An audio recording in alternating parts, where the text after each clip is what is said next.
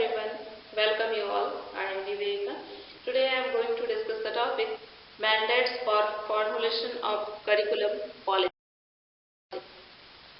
आज हम लोग डिस्कस करेंगे mandates for formulation of curriculum policy, मतलब पाठ्यक्रम नीति तैयार करने के लिए जनादेश।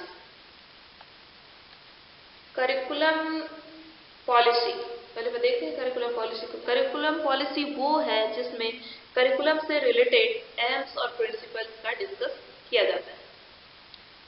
डिफरेंट तरह के कमिटी को बना के करिकुलम पॉलिसी में संशोधन किया जाता है। जब भी करिकुलम पॉलिसी में संशोधन होता है तो उसके लिए अलग अलग कमिटीज बनती है और वो कमिटी पॉलिसी को संशोधित करती है। इसके अंदर कंटेंट क्या होगा, इसके लिए स्टूडेंट्स के नीड और इंटरेस्ट को ध्यान में रखा जाता है। कंटेंट तैयार करने से पहले स्टूडेंट्स का क्या नीड है, उनका क्या इंटरेस्ट है, इस चीज को ध्यान में रखा जाता है।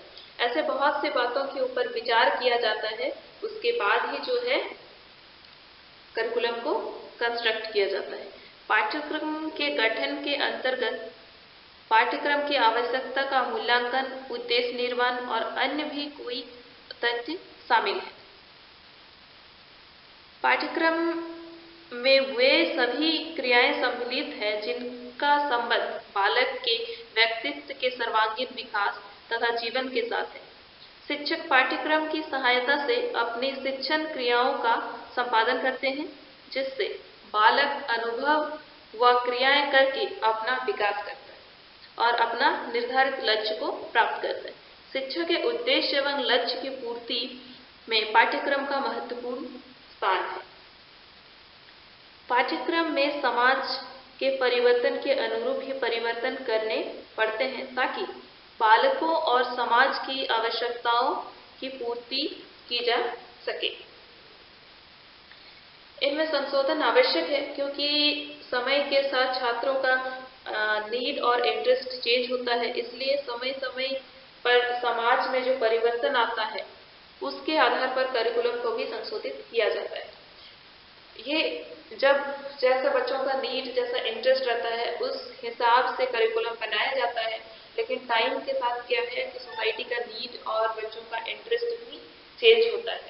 तो ये जो चेंज होता है, इस चेंज के चलते जो करिकुलम है उसमें भी चेंज करना पड़ता है।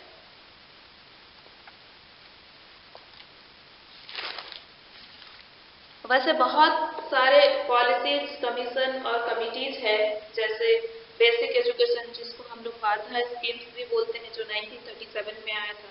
राधाकृष्णन कमीशन जिसको हम लोग यूनिवर्सिटी एजुकेशन कमीशन बोलते हैं जो 1948-49 में आया था। सेकेंडरी एजुकेशन कमीशन जिसको मुदालिया कमीशन के नाम से भी जानते हैं जो 1952-53 में आया था। नेशनल पॉलिसी ऑन एजुकेशन 1986 जिसको एनपीए के नाम से भी जानते हैं। Revise national policy on education जिसको प्रोग्राम ऑफ एक्शन 1992 के नाम से भी जानते हैं। उसके बाद यशपाल कमेटी जो 1992-93 में आया था। राइट टू एजुकेशन 2009 में आया था। उसके बाद एमसीएफ 2005, एनसीएफ 2009, ऐसे बहुत सारे पॉलिसीज और कमिटीज बनी हैं जिसमें से कुछ का आज हम लोग डिस्कस करेंगे। तो पहले देखते हैं बेसिक एजुकेशन 1937। ये जो बेसिक एजुकेशन है ये 1937 में आया था, जिसको हम लोग वर्धा स्कीम के नाम से भी जानते हैं। तो देखते हैं 1937 में जो बेसिक एजुकेशन आया था उसके अकॉर्डिंग करिकुलम कैसा होना चाहिए, करिकुलम में क्या क्या चीज सम्मिलित था। फर्स्ट हम लोग का है free and compulsory education. Wardha scheme जो आया था, बेसिक एजुकेशन जो था, उसमें कहा गया था कि 7 से 14 ईयर्स तक के जितने भी बच्चे हैं सभी के लिए एजुकेशन फ्री और कंपल्सरी होना चाहिए। नेक्स्ट हम लोग का है physical and moral development. Basic education में बच्चों का फिजिकल और मॉरल डेवलपमेंट के ऊपर ज्यादा फोकस किया गया था, जिससे बच्चों का फिजिकल और मॉरल डेवलपमेंट हो सके, इस चीज का ध्यान रखा गया था। नेक्स्ट हम लोग का है क्राफ्ट सेंटर्ड एजुकेशन। ये जो बेसिक एजुकेशन था वो क्राफ्ट सेंटर एजुकेशन था। क्राफ्ट के ऊपर यहाँ पे बहुत ज़्यादा फोकस किया गया था, जिससे जो है रूरल लाइफ को सुधार किया जा सकते हैं, सेल्फ सपोर्ट किया जा सकता है। तो ये क्राफ्ट से रिलेटेड बहुत सारे वर्क वहाँ पे सिखाया जाता था और ये क्राफ्ट के ऊपर वहाँ पे जोर दिया जाता था। नेक्स्ट हम लोग का है मॉरल एजुकेशन। बेसिक एजुकेशन में मॉरल एजुकेशन को भी बहुत ज़्यादा इम्पोर्टेंस दिया गया था। मॉरल एजुकेशन दिया जाना जरूरी था।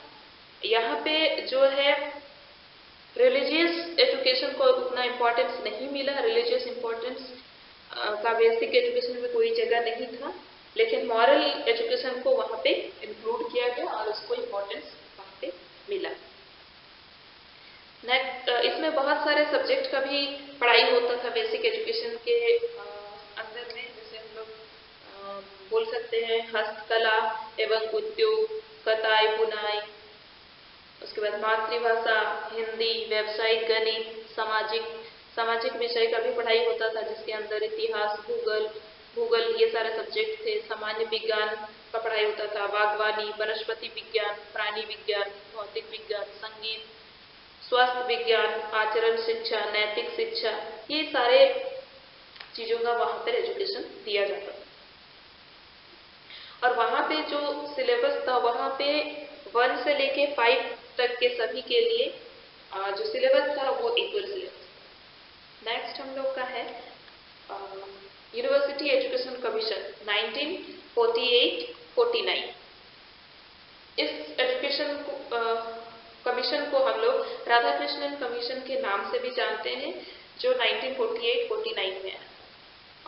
इस कमीशन का जो अध्यक्ष मतलब ये जो कमीशन था वो राधाकृष्णन के अध्यक्षता में बनी थी, जिसलिए इस कमीशन को हम लोग राधाकृष्णन कमीशन के नाम से भी जानते हैं।